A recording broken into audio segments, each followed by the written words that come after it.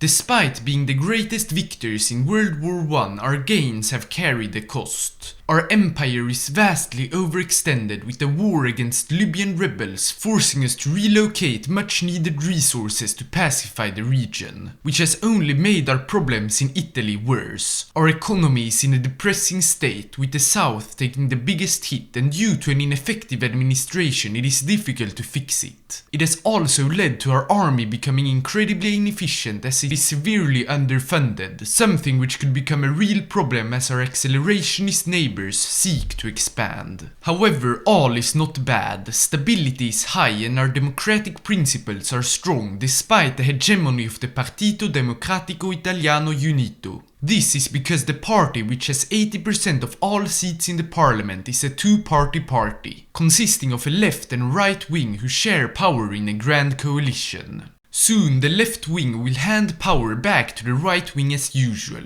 However, Ivano Bonomi, the current leader of the left wing of the party, in a shocking move held a speech in parliament calling the party undemocratic and corrupt, having transformed Italy into a one-party state only due to anti-extremism. The parliament immediately erupted into chaos, with the coalition between the right and the left splitting into two different parties, and several members leaving the party and joining the Lista Nazionale or the Partito Radicale Italiano. And with the parliament in chaos, the only thing to fix it is a snap election. The popularity of the PDIO had plummeted, and instead the race was mainly between the conservative Lista Nazionale, promising a strong emphasis on traditional values and using the colonial empire to rebuild our economy, and the liberal Partito Radicale Italiano, supporting a wide range of social and economic reforms. After a few weeks of campaigning, the elections took place, with the winner being the Radical Party of Italy, who won due to the robust plans for economic reforms, something which the voters seek and the Lista Nazionale didn't really have. With the PRI winning a complete majority in the parliament, Francesco Nitti was chosen as our new prime minister, and the work to transform Italy with this majority can begin. Our first objective is to bring back stability and safety in Italy proper and overseas, because as the PDYU collapsed, stability dropped sharply. Beginning at home, where political militias clash on the street, including Fiume, the illegitimate government in our east, sympathizers. Our plan is to bring these radical militias to the legitimate political sphere, de-radicalizing them in the process. This meant encouraging peaceful civil discourse, buying off dangerous weapons from them and helping them to contest local elections, which will lead to losing some seats but will preoccupy them with boring administrative work instead of fighting. So, with our population now mostly de-radicalized, we turned to Libya and Ethiopia. We sent our foreign minister to meet with the rebels in Libya, hopefully to convince them that joining our side would be the best for the Libyan people due to our several offers like education and healthcare. In Ethiopia there aren't really any rebels, but our administration has had a hard time dealing with the territory due to its complex and confusing governance. By reforming them, our administrative strain is gone, something which will help us reform faster and easier. While we wait for the outcome of our negotiations with the Libyans, Nitti has already moved on to the next issue, that of our economy. And he has already devised a strategy to heal it, the sandwich theory. In order to have a great sandwich, you need to start with great bread, otherwise everything will fall apart. And we too have to start with the bread of the Italian economy, the agricultural and financial sectors. And we will begin with helping our farmers to survive and modernize. Temporary payments will take place, and a Ministry of Agriculture will be formed to protect our farmers, through subsidies and stabilization of food prices. On the issue of land sales, we will start reforming it. This meant creating an agricultural land board handling land management, helping successful farmers to purchase more land and offering much needed cash to buy modern equipment. And that was enough. Our food prices are stable and our farmers are surviving better than ever. But before we turn to the financial sector, our foreign minister had already arrived back from Libya, and with great news. That despite difficult negotiations, the rebels have joined us under the pretext of autonomy and 1 million lire each year towards their religious buildings. While costly, with no more death and war, it is well worth it.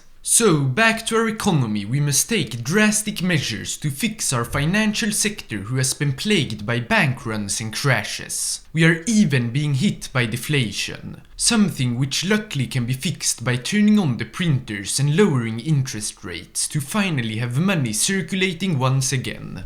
To solve our banking problems, we've started building new ones, and with the help of the Royal Deposit Insurance Concern, confidence will be restored in them. A few more reforms were made, but that was mostly it. Our markets are no longer deserts, and the bread of our sandwich is the most delicious in a long time. In addition, our economy is no longer in a depressive state, and we can turn to the meat in our sandwich. And the meat of the Italian economy consists of everything from our industrial sector to welfare and infrastructure, who all need investments and reform. With the help from King Vittorio Emanuele, 2 royal bureaus were founded. The one for public works, which will construct roads and expand our industry, and the one for munitions and armaments, because despite our army being ineffective and in need of reform, Nitti has decided to slowly expand it in preparation for an attack from Fiume, who are growing increasingly ready to assault us. After their inauguration, Nitti turned to welfare, where we plan to focus both on state-led and private charity programs. An example of one of our programs is our seed grants, where we provide wheat to those who seek creating new charities.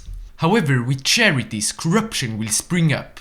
To eradicate it, we will hire inspectors to monitor private and state charities. About the same time and a little more than a year in power, new numbers have been published showing that the economy is better than ever, with the great slump having been completely forgotten. However, we can do better. Nitti and his entourage have spent hours and several sleepless nights preparing for our greatest achievement to come yet. To bring the South up to the same level as the North. And we have no time to waste, because this will take a long time. In cooperation with both royal bureaus, we started investing into factories. Both civilian to help the South construct its own consumer goods, and military factories to spread out our production and allow us to stay in conflict for longer. However, there is a reason no one has invested this much into the South before: corruption. The South has been riddled with it ever since the rise of the mafia. Fortunately, the government has been given extensive powers to defeat them or force them to flee to America. It took a long time, but soon the locals started helping us out, finally daring to inform the state about the gangsters. This happened in parallel with the culture of corruption in the bureaucracy being cracked down upon. While both costly with corruption dealt with, we can invest even more in the South. And we will return to the bread once again, because the farms here in the South are medieval-like. In coordination with our agricultural ministry, several new subsidies were put in place, like one to help farmers employ the unemployed in the region. But more manpower can't help if no tools and techniques are in place. Luckily, the ministry has learned a lot in the north and can share this knowledge, as well as supporting the farmers with subsidies for better tools and machinery. Returning to the industry, we have invested into new dockyards and turned their factories towards production for export, which will make them gain more money. All these efforts have now come to fruition. The South is on track to reach the same GDP as the North, corruption is destroyed and unemployment is greatly lowered. And this means that the sandwich is done and our government can focus on other things, mainly our military and colonies. Our colonies are in need of a bunch of investments, and we also plan to work towards their full integration. But we will start with reforming our military, because as I've said several times, Fiume is planning a war together with their accelerationist allies in France.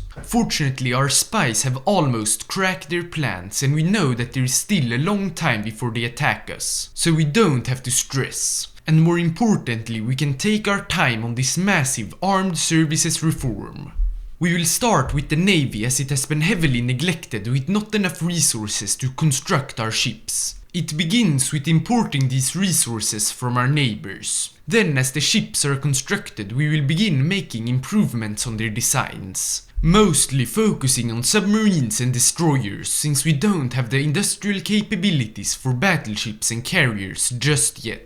Next up, we created an independent branch for the Air Force, which consists of about 700 aircrafts. It is a lot, but with no factories producing new ones and their designs being old, they won't help that much. Just like with our navy, we will research better designs and once we have the industrial capabilities, produce more planes. And here we will mostly focus on fighters to protect our skies and naval bombers to support our navy since we don't have carriers like France does. Finally, it's time for the army. Here we will focus on better equipment, however to fully remove their ineffectiveness we must train them well. And not alone, but together with all other branches. While we wait for our generals to prepare for it, we will expand the military complex as well as creating the Department of Military Logistics, one of the most important areas for successful warfare. To help out the generals, we will empower them, shifting away power from our politicians towards them. And this allowed us to do the exercise and at last make our army effective. We also learned about the importance of anti-air defenses and decided to equip our forces with towed anti-air. This reform is also finished in the right time as Fiume is declaring war in the next 100 days. Still, Nitti turned his attention to our territory across the seas. Here, 2 initiatives were started, one for Libya and Tunisia in northern Africa and one for our eastern colonies.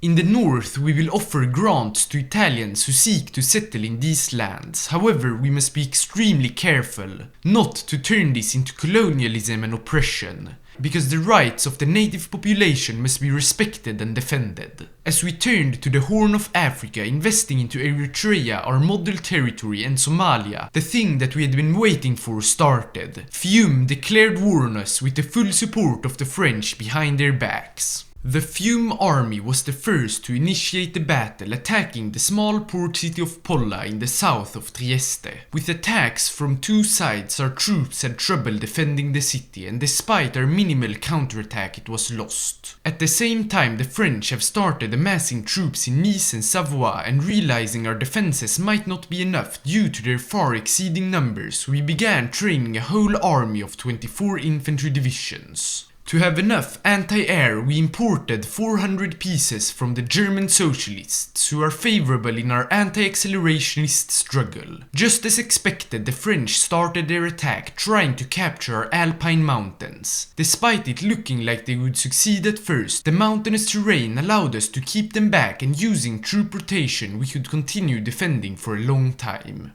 As French casualties reached 50,000, their attacks stopped. More will surely come, but having held their first attacks, we will hold them all. During these attacks, our politicians had continued focusing on our African territories. The biggest reform was ending the racial laws and recognizing all as Italians despite their skin colors. Not only did this raise stability, but a bunch of Ethiopians, Libyans and Tunisians decided to join the army, enough for us to start training 10 camel divisions who will allow us to attack the French Algerian colony. Additionally, roads and infrastructure were upgraded, allowing us to industrialize all major cities in North Africa and start mining metals in Ethiopia, allowing us to become more self-sufficient. The 10 camel units have now arrived to Tunisia, and with only a single French infantry division on the front, we began our first attack. They quickly moved east, encircling the 1 division and continuing until French reinforcements arrived. But they too were too few to stop us, and we could encircle 3 of them and capture Algiers in the same offensive. While we planned to continue immediately, news had reached us that Balkania, allied with the Germans, declared war on Fiume to capture the territory before us. We immediately launched our own offensive and fortunately could cut off Fiume from them, allowing us to take control over the city and capture their leaders. During this short battle, the Germans had joined the war and are currently advancing into France and Bologna. We must help them out, but breaking through the Alps will be difficult. So instead we will use our navy. It has already secured naval supremacy by sinking some French lightships, and with 30 reserve divisions our generals have decided to conduct a naval invasion of Marseille and Toulon. It didn't take a long time to prepare, and with the orders from Nitti it was launched.